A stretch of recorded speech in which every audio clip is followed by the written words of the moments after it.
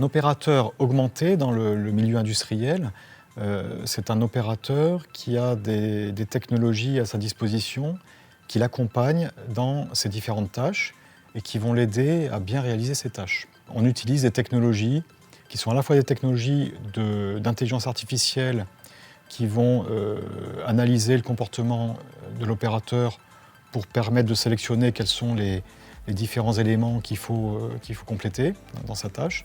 Et puis des technologies de type réalité augmentée qui vont permettre d'augmenter sa vision de l'environnement pour qu'il puisse être aidé dans ses actions.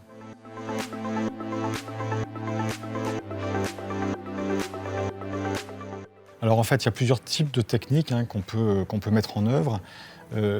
Une technique assez usuelle, c'est d'utiliser l'image et donc de rajouter dans son champ de vision des indicateurs pour lui permettre de réaliser sa tâche. Donc typiquement, par exemple, pour un opérateur de maintenance, on va avoir un modèle de la maquette numérique de l'objet qu'on est en train de maintenir, sur lequel on fait du démontage par exemple ou du remontage.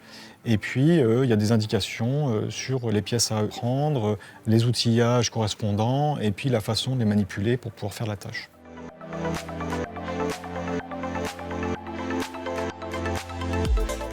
Elle apporte une aide dans les opérations pour l'opérateur. Ça lui permet aussi d'apprendre, parce que c'est en faisant qu'on apprend. Donc l'idée, c'est à la fois de voir le compagnon virtuel faire et le faire qui permet aussi de comprendre et d'apprendre. Donc ça, c'est important. En termes d'accompagnement, donc j'ai parlé du visuel, mais il y a aussi des accompagnements de type retour vibratoire, retour sonore, retour haptique qui peuvent être aussi utilisés pour accompagner au mieux le geste d'opérateur.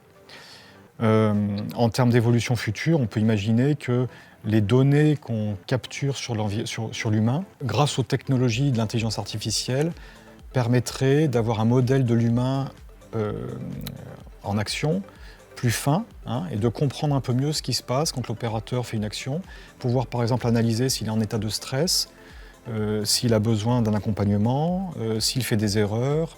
Voilà, tout cet environnement qu'on peut avoir avec un vrai compagnon, l'idée c'est de l'avoir avec une virtualisation finalement de cela.